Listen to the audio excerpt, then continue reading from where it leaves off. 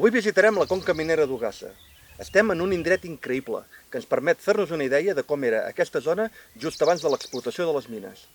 No se sap ben bé si va ser un ferrer o un pagès que va trobar unes pedres negres com aquestes, que a més servien per encendre foc.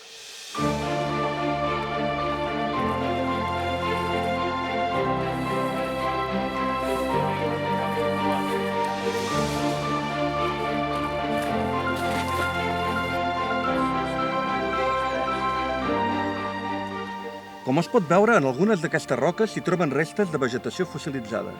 L'origen està fa milions d'anys amb una zona humida, pràcticament tropical, que hi hauria en aquest indret.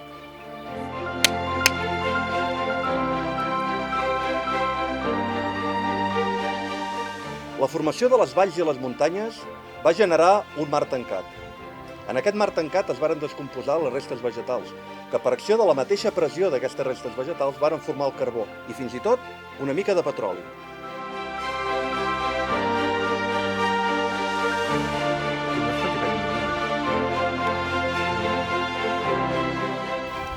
Ara que ens hem fet una idea de l'entorn geològic, anirem cap a Surroca, on començarem l'itinerari que ens permetrà descobrir el passat miner de la vall.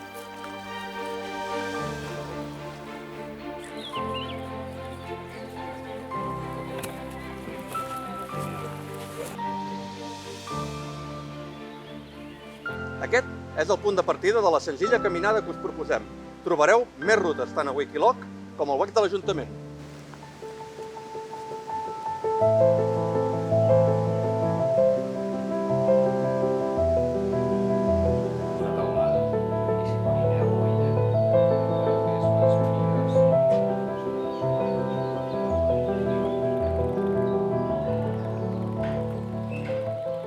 Nosaltres farem un recorregut per la zona propera a la mina dolça i a la fàbrica de pans de carbó, ara convertida en museu.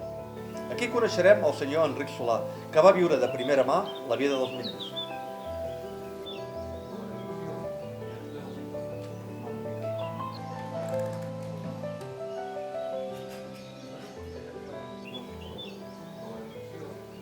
Tal com veieu, un pla inclinat són dues vies paral·leles i, diguéssim, aquí també l'energia era zero per tot el que era d'això.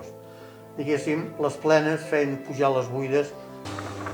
Tot el sistema que veieu de l'eix i els bombos que surten al cable, tots estaven ficats a dins l'edifici aquell d'allà, que des de dalt de tot, que hi ha unes finestretes, doncs des d'allà hi havia els frenistes que controlaven tot el sistema de dalt a baix, i si es descarrilava o d'això, ells des de dalt frenaven tot el sistema.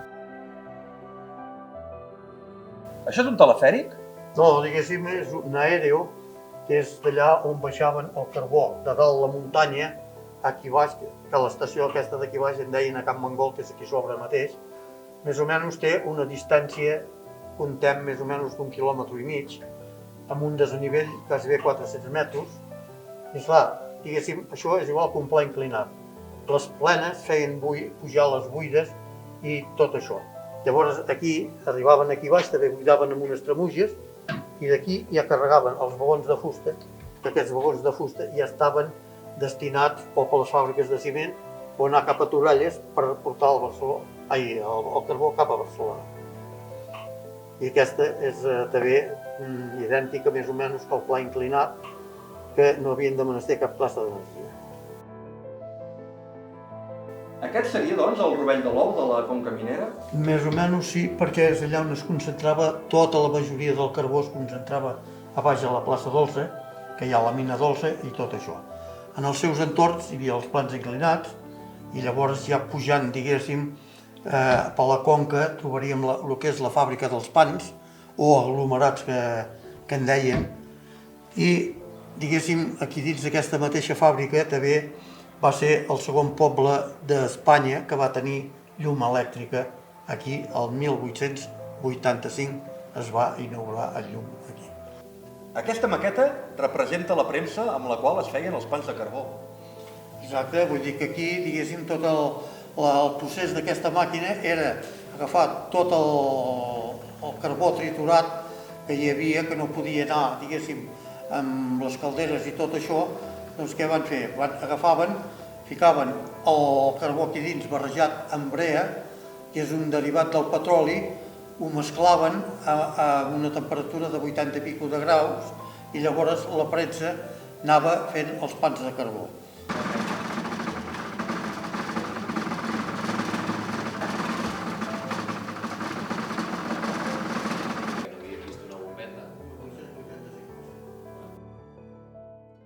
Aquestes mines, diguéssim, es van tancar l'any 1967, després de 150 anys treballant. I és el que la meva història ha arribat fins aquí.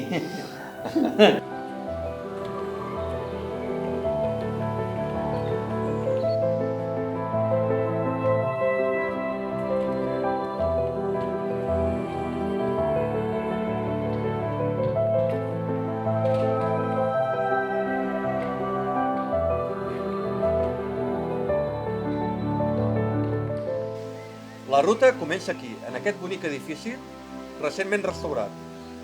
Sí, això és l'antiga fàbrica de pans. No s'hi feia pan de menjar, sinó que eren unes peces de carbó que s'elaboraven. I gràcies a l'Ajuntament i un grup de voluntaris hem restaurat això i ho tirem endavant perquè sigui el futur museu de les mines de Sorroca.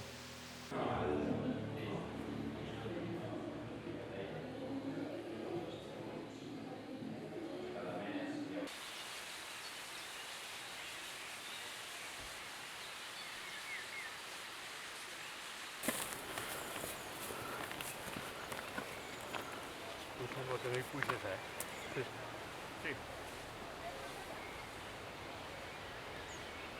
Tot aquest terreny de l'esquerra més la torre aquesta,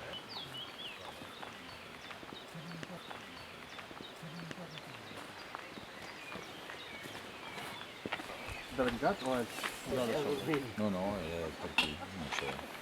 És la base de la xemeneia. Sí, això és la base de la xemeneia.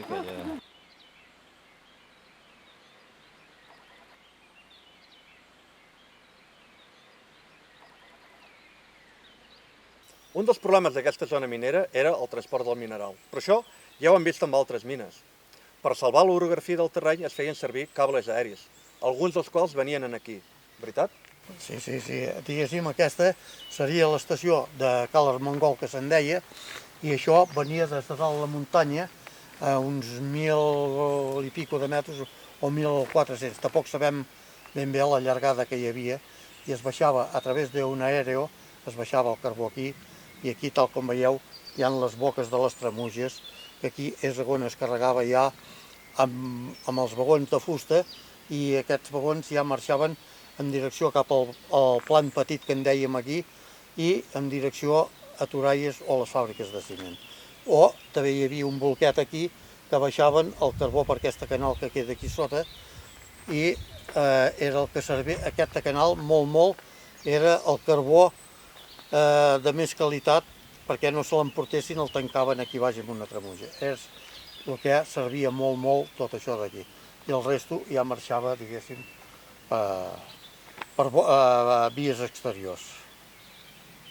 Aquí venia el vagó aquí sota, aixecaven això i baixava el carbó cap a dins del vagó. I com era ple tancaven i tornar-hi amb un altre vagó.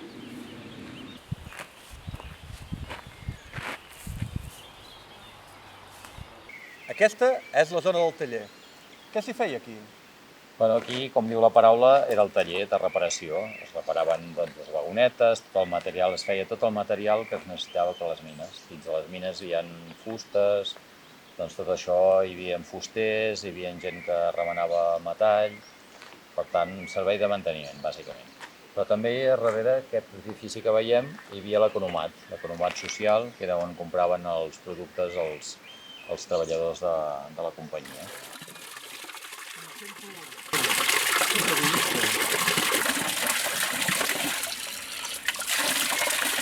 Darrere meu, el pla inclinat de la Ramona i la font que du el mateix nom. Allà tenim la mina del Pinter, ara barrada, i al costat el camí que seguirem i que porta fins a la Font Gran, que ressegueix un bonic torrent.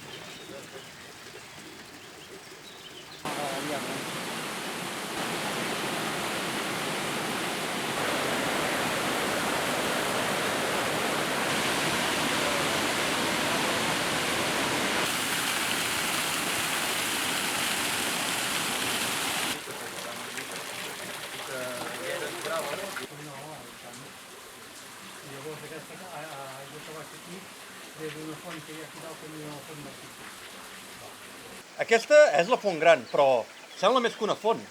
Sí, aquí es recolliren les aigües d'aquestes, eren recollides, diguéssim, per fer funcionar la central que hi havia baix del museu, del poble i tot això, que actualment serveix per la xarxa d'aigües del poble de Sarroca.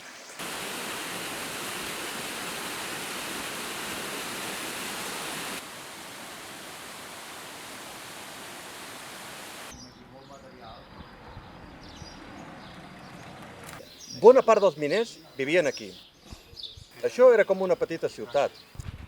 Hi havia una farmàcia, hi havia una escola per nens i nenes i una església. Sí, veiem l'església de Santa Bàrbara. Santa Bàrbara és la patrona dels miners, perquè els miners tiren moltes barrinades de dinamita i la patrona era aquesta. Es va construir just quan es va construir tota aquesta part de poble, que és el Prat de Pinter, a diferència de la part de baix, que és el Forn del Vidre. Els dos nuclis principals són aquests. De fet, totes les cases que veiem eren cases de miners pels nouvinguts. Aquí hi havia escola de nens i escola de nenes, escola de niños, escola de niñas, allà ho veiem. De fet, jo hi havia anat inclús aquí, perquè ja tinc una edat. Una mica més avall hi trobarem la farmàcia. Hi havia un farmacèutic que es cuidava una mica de tenir cura quan hi havia accidents i malalties de la població.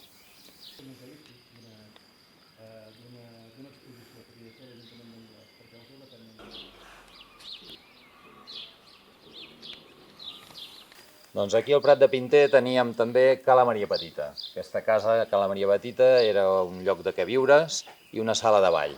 Aquí hi havia 3 sales de ball, una era aquí i la competència, les dues de baix, al Forn del Vidre.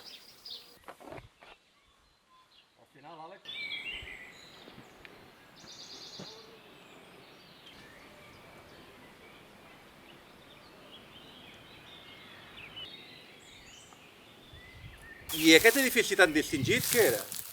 Bueno, aquesta casa que veiem, ja veieu que aquí no hi vivien els miners.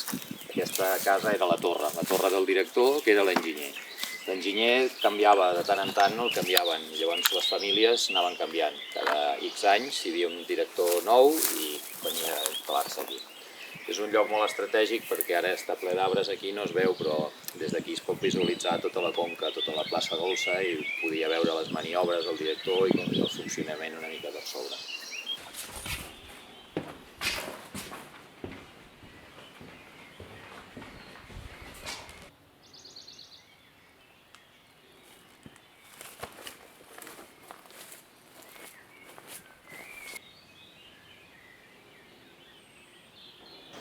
Acabarem la ruta amb la visita a la mina Dolça. És al costat de la plaça Dolça i del museu, on hem començat el recorregut. Aquí també hi ha antigues cases de miners. Sí, de fet és el nucli més important. Hem vist abans el Prat de Pinter.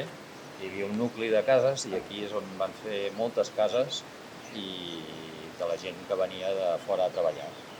I ara on estem és la plaça Dolça, com diu el company. D'aquí també sortien els trens que portaven el mineral cap a Sant Joan. Exactament, per aquestes vies anaven amb uns plans cap a l'estació de Toralles, que era on arribava el tren que anava després a Granollers i cap a Barcelona.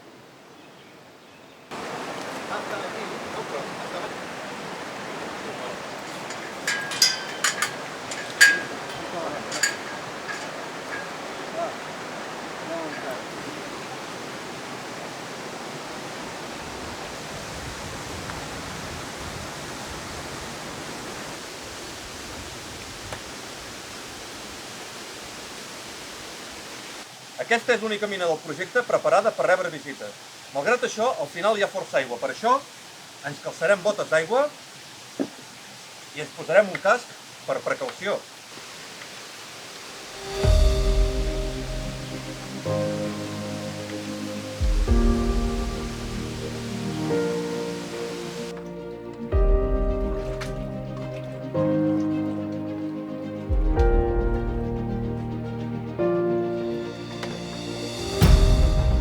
A la mina hem vist diferents instruments que feien servir els miners en el seu treball. Aquí veiem una de les feines que feien, un encofrat. Diguéssim, aquesta mina té uns 260 metres de llarg, aquesta galeria, Però aquí dins, amb totes les galeries que consten per aquí dins, ens en anem cap a 1.500 metres en profunditat que hi ha. Vull dir que era una de les mines bastant productives que hi havia aquí, a Ogassa. Bueno, o Sorroca, diguem. Aquí hi ha una mica de fang, Àlex, vull dir que penso que no va estar ben preparat. Aquí, com que no ens han deixat entrar més enllà d'aquesta reixa, doncs aquí també ja se'ns ha anat enfonsant i tot això. Aquí veig que ja hi ha molt de fang. Jo ja no entraré pas més perquè quedaré amb fang fins a les orelles. Vale. Veus aquí hi ha una altra estructura d'aquestes, però també ha baixat molt material per aquí al mig. Sí.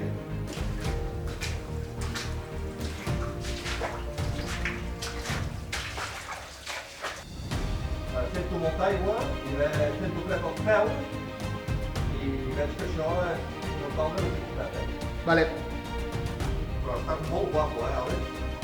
Aquí es veu com era Aquí es veu un restes de fusta de l'encofrat.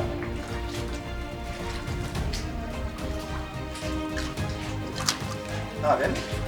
Ja som aquí.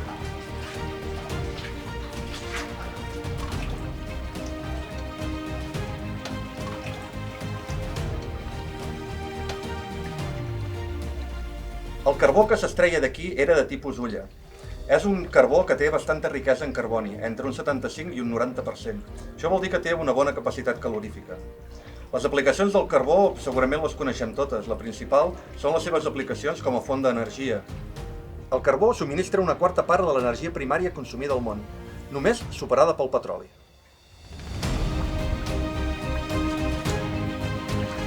Tu estàs situat perquè no veig.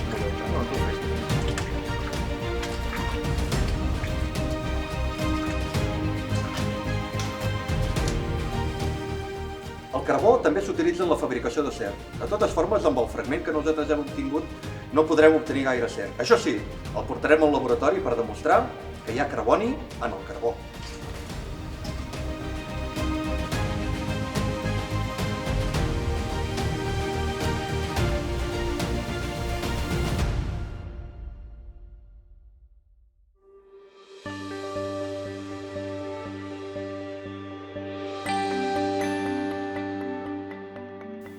Aquí tenim la mostra de carbó.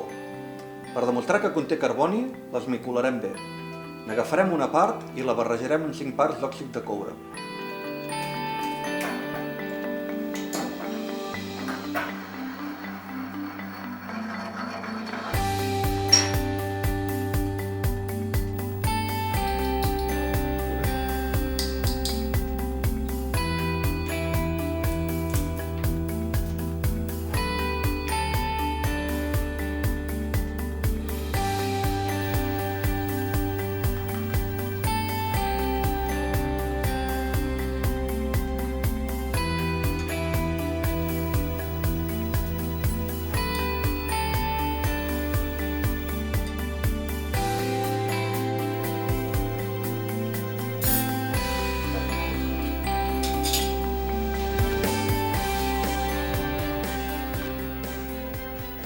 En escalfar la mescla, si hi ha carboni es formarà diòxid de carboni.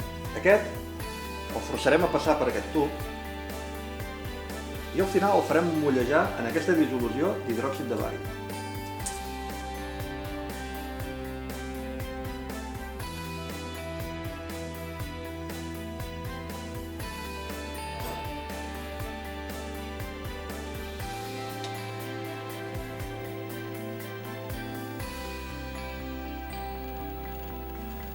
El diòxid de carboni reaccionarà amb la dissolució d'hidròxid de bari per donar carbonat de bari, que és insoluble.